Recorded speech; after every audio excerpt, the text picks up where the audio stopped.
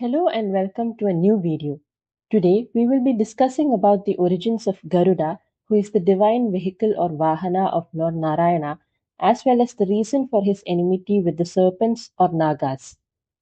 The sage Kashyapa, one of the Saptarishis, had two wives by the name of Kadru and Vinata.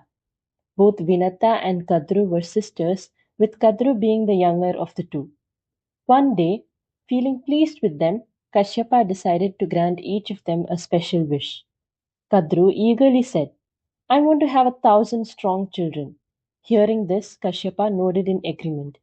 Then he turned to Vinata, who requested, I want two children who are more powerful than all of Kadru's children. Kashyapa granted both wishes with a smile. Soon after, the two wives laid eggs. As per the wishes granted to them, Kadru laid a remarkable 1,000 eggs, while Vinata laid just two. They eagerly waited for the eggs to hatch.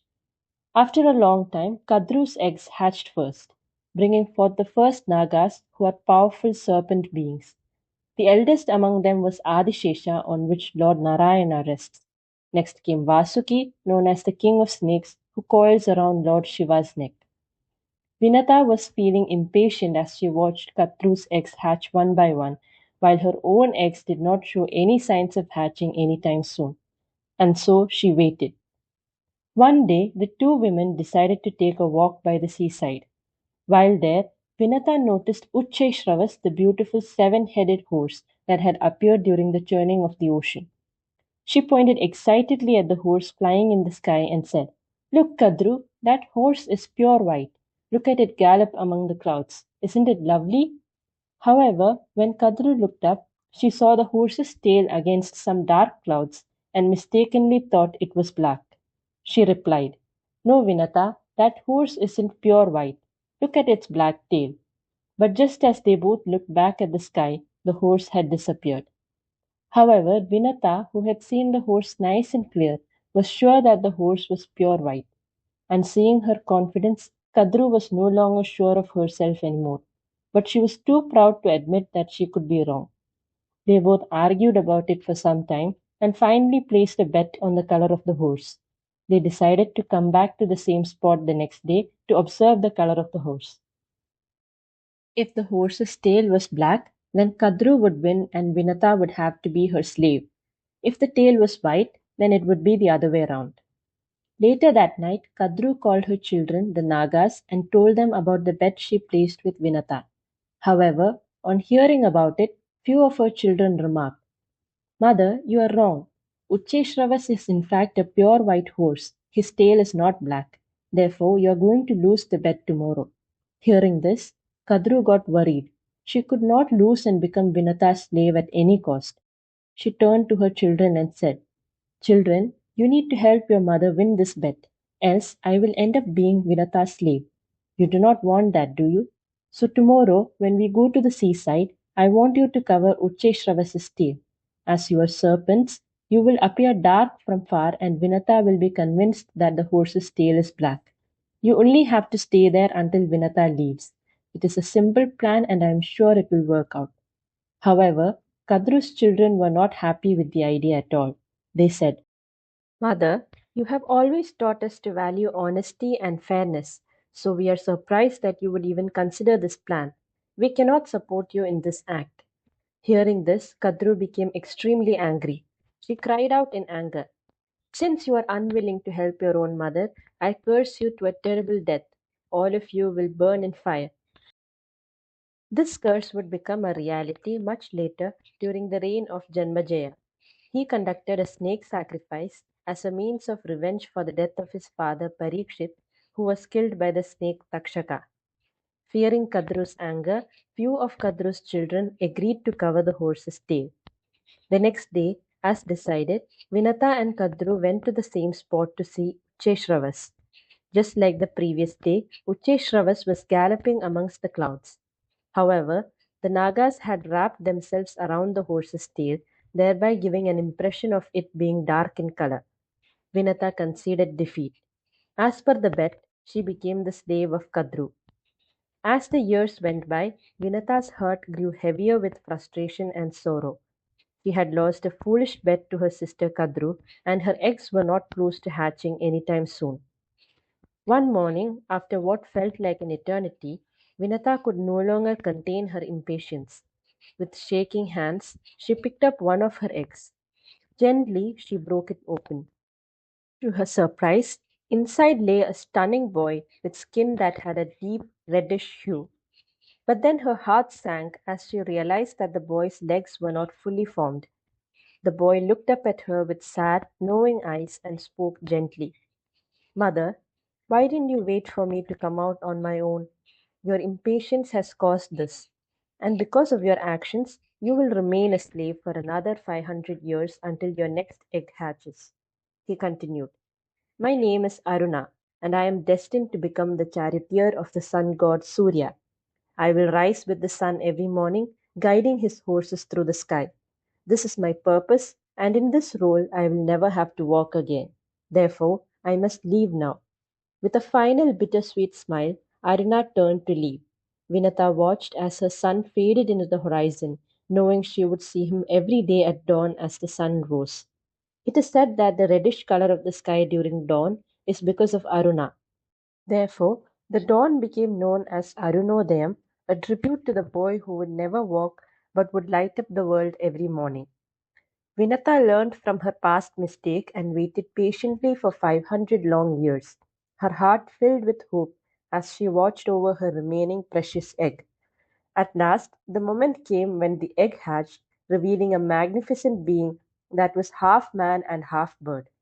This being, named Garuda, had enormous wings that glinted in the sunlight. As soon as he emerged from the egg, he took to the skies with incredible speed, flying higher and faster than any bird could ever dream.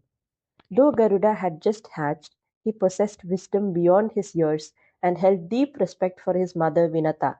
However, it soon troubled him to see her living as a servant to Kadru and her numerous children. Concerned for her well being, Garuda asked her why she had to endure this. Vinata explained the bet she lost long ago, which bound her to serve Kadru. Determined to free his mother from this unjust fate, Garuda resolved to approach the Nagas and plead for their release. To gain her freedom, the Nagas demanded a pot of the Amrita, which is the famous nectar of the gods. Without hesitation, Garuda set off on his dangerous quest to the realm of the Devas, the Indraloka, where the Amrita was guarded. Meanwhile, in Indraloka, ominous signs began to manifest, alarming Indra. Realizing the threat posed by Garuda's arrival to claim the Amrita, Indra quickly sought counsel from Brihaspati, who is the guru of the Devas. Brihaspati warned Indra of the impending danger, stating that Garuda, known as the Indra of winged creatures, was unstoppable. Indra wasted no time. He rallied the celestial beings and armed them with divine weapons to protect the Amrita. As Garuda approached, his magnificent wings spread wide, striking fear in the hearts of those who stood in his way. The Devas, desperate to stop him, launched an attack, but Garuda easily overpowered them. With a powerful flap of his wings, he sent a thick cloud of dust swirling around, blinding his attackers. Garuda fought valiantly, defeating them one by one. Seeing his comrades struggling, Indra called upon Vayu, the god of wind, to help clear the dust. Although the dust was blown away, the Devas still struggled to get near Garuda, whose power was unmatched. At last, Garuda reached the chamber where the Amrita was kept. However, it was protected by a device with sharp rotating blades. Undeterred, Garuda shrank himself down and slipped through the blades to grab the pot of nectar. As he prepared to fly, Indra hurled his divine weapon, the Vajrayudha, at Garuda. The weapon struck harmlessly against him, but out of respect for Indra and the sage Datichi, from whom the weapon was made, Garuda dropped a single feather as a gesture of honor. Even with the very Amrita in his grasp, Garuda did not think of drinking it. Instead, his thoughts were solely focused on freeing his mother. Pleased by Garuda's selflessness, Lord Vishnu appeared before him and offered him the role of his Vahana, his mighty vehicle. Garuda gladly accepted, knowing it was a great honor. Meanwhile, Indra, realizing he could not stop Garuda, approached him with a request. He urged Garuda not to give the Amrita to the Nagas, fearing that if they drank it, they would gain immense powers that could lead to havoc. Together, they devised a clever plan to free Vinata while ensuring that the Nagas did not consume the nectar. Garuda approached the Nagas and placed the pot of Amrita on Kusha grass, compelling them to keep their promise. They agreed, and Vinata was released from her servitude. However, before the Nagas could drink the nectar, Garuda instructed them to purify themselves. They agreed and went off to take a bath, leaving the nectar unattended. Taking advantage of their absence, Indra's son Jayanta snuck in and retrieved the pot of Amrita, bringing it back to the Devas. When the Nagas returned, they found the nectar gone, with only a few drops left on the grass. In their desperation, they licked the grass clean, which caused their tongues to split. In the end, Garuda became the noble Vahana of Lord Vishnu, and a deep rivalry began between him and the Nagas, marking a change in their fates forever. Garuda's journey teaches us valuable lessons about courage, selflessness, and the importance of honoring one's family. Moreover, the story reminds us that true strength comes not just from physical powers, but from our ability to make wise choices for the greater good.